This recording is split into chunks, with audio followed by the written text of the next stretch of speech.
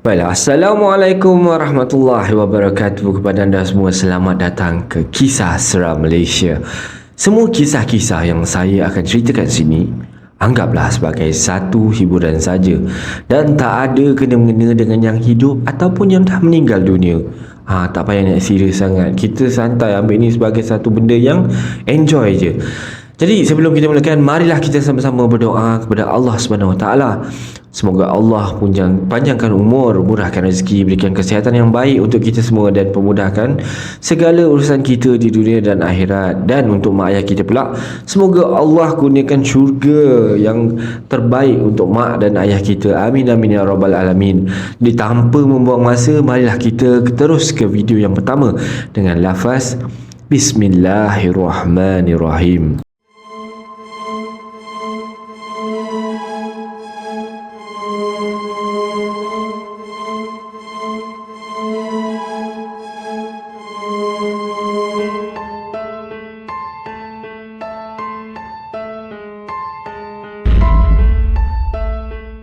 Okey, kisah yang pertama ni dia cerita pasal dua orang budak perempuan.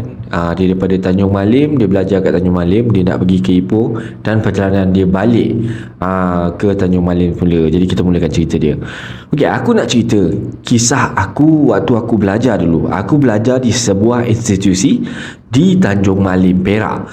Aku dan kawan aku namakan kawan aku ni Mia, bukan nama sebenar. Jadi satu malam tu, aku dan Mia buat keputusan untuk pergi ke Ipoh, jumpa kawan di sana. Aku dan Mia gerak ke Ipoh dalam pukul 11 malam. Okey lah. Waktu perjalanan kami tu tak ada apa-apa masalah. Semua perjalanan cantik, cun, tak ada masalah. Kita orang bersembang, gelak, ketawa dalam kereta dengan tingkap semua terbuka. Diulangi dua orang perempuan naik kereta, tingkap terbuka di malam hari pula tu. Entahlah, waktu tu tak terfikir pun nak tutup. Mungkin sebab angin malam tu sejuk, selesa. Okeylah, dalam masa sejam kita orang pun sampai Ipoh, jumpa kawan kat sana. Tengah borak semua bergelak ketawa dengan kawan yang ada sana. Ada seorang ni, kawan yang aku letakkan nama dia A, si A. Dia dengan rajinnya mengambil gambar kami. Yelah, bukan senang nak jumpa kan. Snap sana sikit, snap sini sikit. Sekali bila tengok balik gambar-gambar kami ni, ada sesuatu.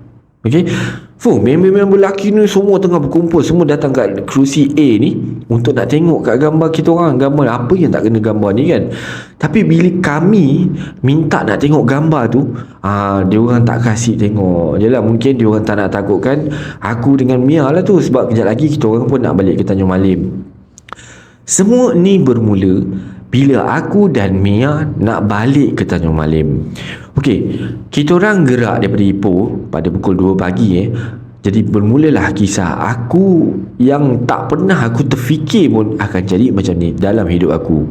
So dalam kereta, aku cuba teman Mia. Aku ajak Mia berborak walaupun mata aku waktu tu dah layu gila, dah ngantuk sangat dah. Bukan apa kan, kesian pula tengok si Mia ni drive seorang-seorang malam tu. Tiba-tiba sampai kat Tapah, Mia suruh aku tutup tingkap. Kau rasa? Sebab apa agaknya? Jadi aku yang dah mengantuk ni tutup je lah tanpa fikir apa-apa. Bagi aku malam tu tak banyak sangat kereta dan aku rasa sunyi sangat berjalan malam tu. Sambil aku ni tetaplah juga melayan si Mia berborak ni kan. Sebab kesian kat dia kan. Jadi perjalanan kami lancar sampailah aku terperasan sesuatu. Kiri dan kanan highway tu tak ada satu kereta pun ataupun lori waktu tu. Gelap gelita. Yang hanya ada tu waktu tu cuma aku dengan Mia je lah kat situ yang lalu. Jadi aku tanya Mia, Mia, kita kat mana lah sekarang? Mia beritahu, kita kat Trolak lah sekarang. Aku tengok jam waktu tu dah pukul 3 lebih. Maksudnya dah lebih sejam kita orang berjalan ni lah. Aku rasa mungkin lah sebab nak husnuzon. Jadi aku pun berfikir mungkin si Mia ni bawa kereta pelan-pelan lah sebab dah malam kan, dia pun mungkin ngantuk kan. Tapi aku diamkan je. Walaupun aku pelik, kenapa tak ada kereta langsung, lori pun tak ada. Tak kelakar kot kat highway kau jalan tapi tak nampak kereta, tak nampak lori kan. Melainkan kalau waktu PKP je lah. Jadi kejap pandang ke depan, kejap pandang ke laluan sebelah, kejap pandang ke belakang. Yelah, nak cari kot ada lori ke sebiji dua. Jadi rasa lega sikit. Tengah syok aku pandang belakang, nak tengok kot ada lori kat belakang ke. Tiba-tiba si Mia tanya aku, Kau tengok apa tu kat belakang? Aku cakap, tak ada apa-apa. Aku tengok jam waktu tu dah pukul 4:30 pagi. Okey dah 2 jam tau perjalanan aku dengan Mia daripada Ipoh. Tak sampai-sampai lagi waktu ni. Dan dah lebih sejam kami melepasi Tol Trolak, tapi tak sampai-sampai lagi Slim River. Yang kelakar, tak ada seorang pun antara kami yang tegur. Kami berdua hanya diamkan. Apa yang ada dalam kepala otak kami masing-masing buat macam tahu-tahu tapi macam tak nak cakap apa-apa. Sampailah kat satu selekor ni, aku nampak ada sebuah kereta rosak kat tepi jalan. Ada orang kat kereta tu. Tapi aku tak pastilah Mia nampak ke tak, sebab aku tengok dia tengah fokus memandu, tengah fokus sangat lah tu agaknya kan. Okey, lepas je selekor tu, aku terus nampak signboard susul keluar ke Slim River. Mia terus keluar melalui Slim River tu. Kami sampai kat rumah dalam pukul 5 suku pagi. 3 jam daripada Ipoh ke Tanjung Malim. Kau rasa? Dah sampai rumah, barulah aku sembang dengan Mia pasal apa yang aku beli. Mia, kau perasan tak? Highway tadi langsung tak ada kereta, lori pun tak ada. Jadi kau perasan tak? Kita lama gila kat atas highway. Dan pelbagai soalan yang menjadi tanda tanya aku dan Mia. Dan paling aku terkejut, Mia cakap kat belakang kau tu sebenarnya ada penumpang. Aku malas nak cakap, kan kau takut, kata dia. Sebab itulah aku marah kau tengok belakang. Aku pun tengah takut time tu, kata dia. Tambah je bila si Mia ni cerita kat aku pasal tu, nasib baik aku tak tidur. Kalau tak, Mia hadap lah benda tu seorang-seorang kan. Bagus juga seorang kawan dia macam tu. Esoknya tu Mia bersembang dengan A yang tadi budak yang kawan dia orang yang sibuk ambil gambar tu kan. A pun tunjukkan kepada Mia gambar yang dia tangkap malam tu. So Mia kata benda tu benda yang sama. Mungkin dulu tumpang kami pergi Ipoh malam tu. Jadi dia pun nak tumpang balik juga. Jadi dah sampai sana, dia ambil gambar, jumpa, nampak. Jadi bila nak balik dia pun nak ikut juga. Kisah aku ni tak adalah seram sangat, tapi inilah pengalaman aku di atas Highway Plus. Korang yang lalu kat situ malam-malam, hati-hatilah ya. Mana tahu ada yang nak jalan-jalan juga. Jadi ini adalah kisah seram yang pertama. Harap anda enjoy dan stay tune sebab kita ada lagi 2 kisah seram. Baik, kita teruskan dengan kisah seram yang kedua.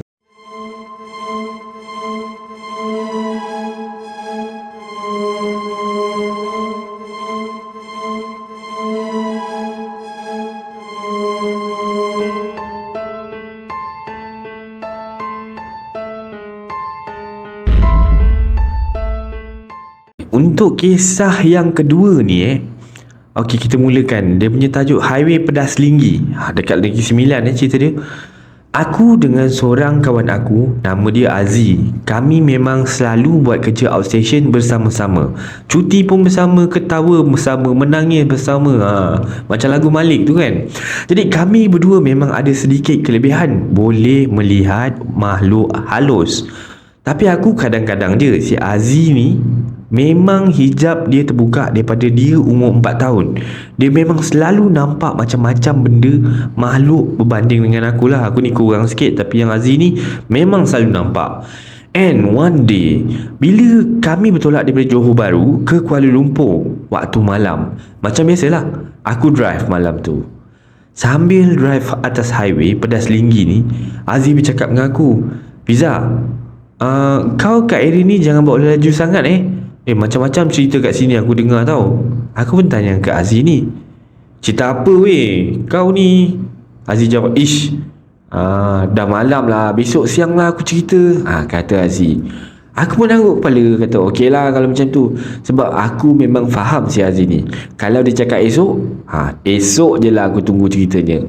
So settle buat kerja kat KL, kami pun balik ke Johor balik semula. Dalam perjalanan tu, aku dengan Aziz bercerita pasal hal yang semalam. Kali ni Aziz pula yang tengah drive. So aku tanya kat Aziz, "Zee, semalam kenapa semalam kau katakan nak cerita pasal highway tu?" Aziz pun jawab, baru aku teringat sebab kau dah tanya kan. So kau tahu tak, kat situ banyak aksiden tau. Punca aksiden tu sebab para pemandu selalu nampak ada lelaki tua pakai baju putih melintas dekat highway tu. Untuk mengelak dari telanggar orang tua tu, para pemandu pun mengelak. Kan bila mengelak tu sebenarnya pemandu tu nak terbabas dah, accident dah ke mana-mana, dah pergi dah bersepah. Sebenarnya orang tua tu tak wujud pun. Benda tu saja je kacau. Nak bagi kita hilang fokus time kita tengah drive. Tu sebabnya aku tak bagi kau laju-laju semalam. Sebab benda tu suka-suka je muncul. Aku pun iyalah tu yang mengiyakan je lah apa yang Aziz cerita. Masa tu perjalanan kami dah sampai dekat area highway Pedas Linggi, tempat yang diorang ceritakan semalam. Jam pula pukul 12 tengah hari. Cuaca kat luar hujan panas. Kami boleh tukarlah topik, berbual pasal hal lain pula waktu tu. Time tengah borak-borak tu aku rasa kereta aku dengan Aziz ni naik ni macam berat, macam mendak tau. Walaupun aku tak drive tapi aku dapat rasa berat. Aku tengok meter kereta waktu tu 30km sejam saja. Aku tengok kaki Aziz pula dah sampai ke lantai, dah tekan minyak kan. Bermakna dia dah tekan minyak habis. Tapi yang aku pelik, kenapa meter baru 30km sejam pergerakannya. So aku bercakap dengan Aziz waktu tu, Zee, kau ada rasa something tak? Aku rasa kereta ni macam berat lah, padahal kita berdua je. Dan Aziz pun jawab, aku pun rasa berat juga. Dah habis lah aku tekan minyak ni, tapi tak pergi juga ni. Aku pun cakap lagi dengan Aziz, aku rasa bukan kita berdua kot dalam kereta ni. Bila aku cakap macam tu, Aziz sempat toleh ke belakang. And then terus Aziz cakap dengan aku, oh patutlah berat, dia ada kat belakang tu, kata Aziz. Aku toleh ke belakang. Nampak apa korang tahu? Bagus punya Cik Pon duduk dekat tengah-tengah, menghadap depan tu. Pandang macam ni, dengan mata merah, dengan rambut kusuk masai. Aku dah terkejut dah masa tu. Aziz suruh aku baca ayat kursi. Aku terus baca ayat kursi dalam hati. Aziz pun baca doa juga dalam hati lah, baca ayat kursi, ayat doa kan.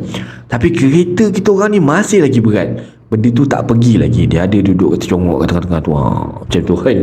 Okay, so kami pun berbincang macam mana nak halau benda ni keluar daripada kereta. Kereta dah mendak sangat waktu tu. So Aziz pun bagi idea, nanti kalau kau nampak tempat rehat, bagi tahu aku, kita stop situ kejap. Dan kami pun teruskan perjalanan. Nampak je tempat yang rehat, yang ada tanah sawam tu, kami masuk, berhenti dekat situ. Dan sambil berhenti kat situ, Aziz pun bersuara, jangan ganggu kita orang tau. Kita orang pun tak ganggu kau ya. Kau balik ya, kita orang pun nak balik juga ni. Dan aku pun menyampuk juga waktu tu, kau baliklah rumah kau, janganlah kacau kita orang berdua, kata akulah. Jadi agak-agak dalam 20 minit berlalu, kami pun teruskan perjalanan semula. Barulah kereta rasa ringan dan perjalanan kami rasa normal semula. Aku sendiri tak sangka tau. Sebab time tu hujan panas, pukul 12 tengah hari, benda macam ni boleh masuk datang dalam kereta. Nak join lah tu sebab dengar kisah seram aku dengan Aziz lah. Mungkin jugalah dia nak dengar juga kisah seram tu kan. Betul-betul dekat Pedas Linggi ni, dia duduk dalam kereta kita orang. Padahal dekat atas dashboard, dekat tempat duduk belakang tu, ada senaskah Al-Quran kat situ. Itu orang dah letak. Tak ada bendanya. Benda tu nak takut. Kalau kita setakat letak je, tapi tak baca, memang tak jadi apalah, kata dia. Masuk je kat dalam kereta, sama juga dengan Yasin. Kalau kita tak baca, memang tak ada function. Benda-benda semua ni pun tak takut pun. Jadi ini adalah kisah yang kedua. Jadi harap anda masih enjoy lagi kisah ni ya. Okey, saya ada lagi satu kisah, dan kisah ini kisah yang terakhir. Jadi mari kita teruskan dengan kisah yang ketiga.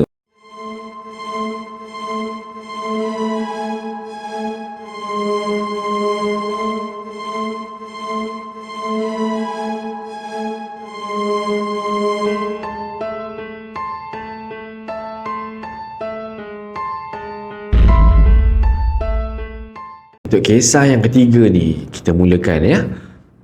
Dia nak tanya lah, korang ni pernah tak lalu highway Lata pada waktu malam?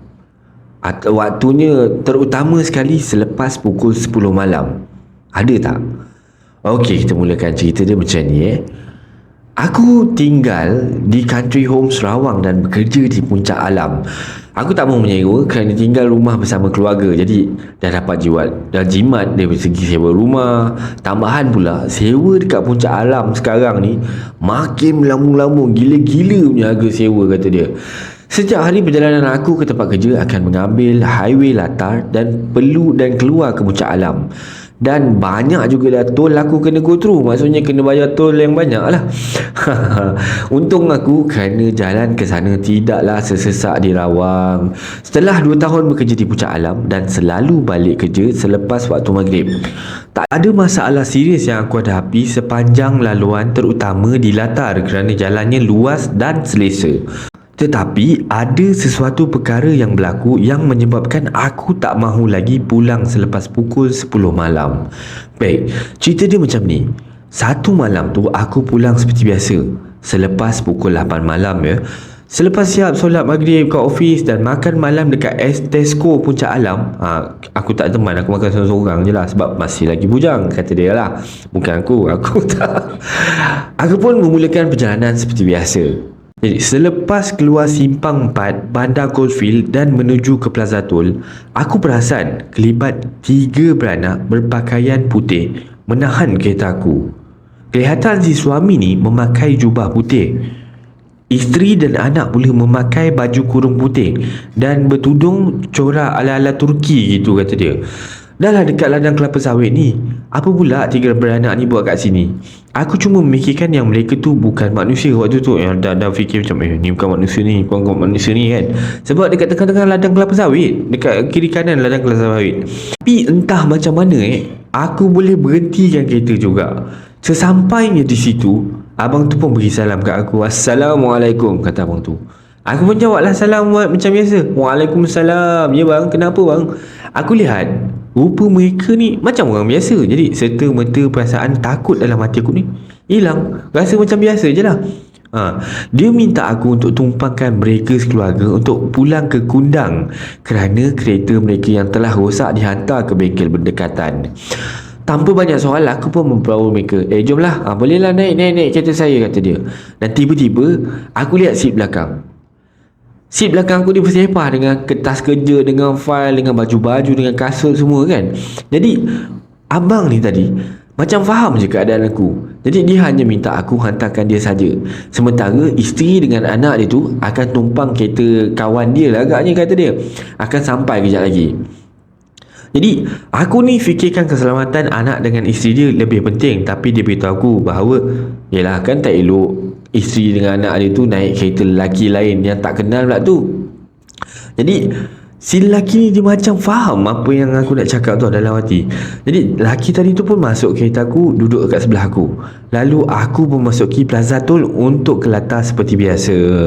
Dan setelah 5 minit dia bersama dengan aku, barulah dia pun membuka mulut. Padahal daripada tadi 5 minit tu mula dia diam je, tak cakap apa-apa.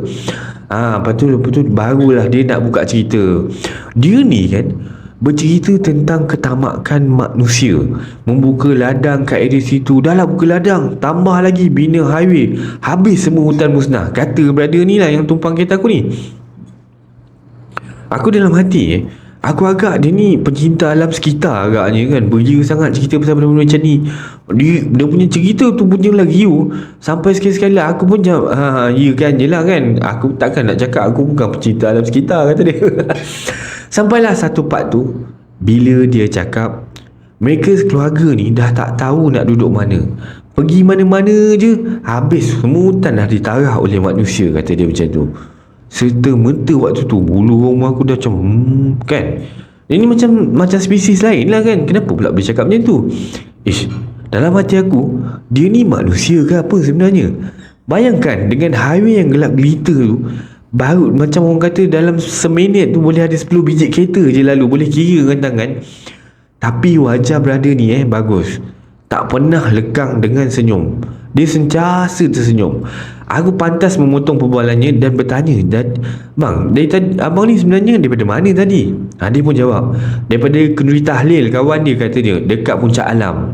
Oh, dan tiba-tiba kereta dia meragam. Jadi aku pun rasa macam jadi rasa selamatlah sikit kan. Macam lalu dia pun minta aku untuk menghentikan kereta di stesen minyak berdekatan dengan Plaza Tol Kundang kerana ada orang akan ambil mereka sekeluarga kat situ, kata dia. Jam di kereta, waktu tu aku tengok jam lah kat kereta, dah menunjukkan pukul 10 malam. Dah pukul 10 malam. Aku tercengang tau. Kenapa perjalanan aku ni rasa macam lamanya, macam jauh sangat rasa dia. Sedangkan sebelum ni sekejap je aku dah sampai rumah. Kalau tempat sesak pun, lepas masuk Tol Rawang sampai Ion Rawang je sesak. Lepas tu dah tak sesak lagi.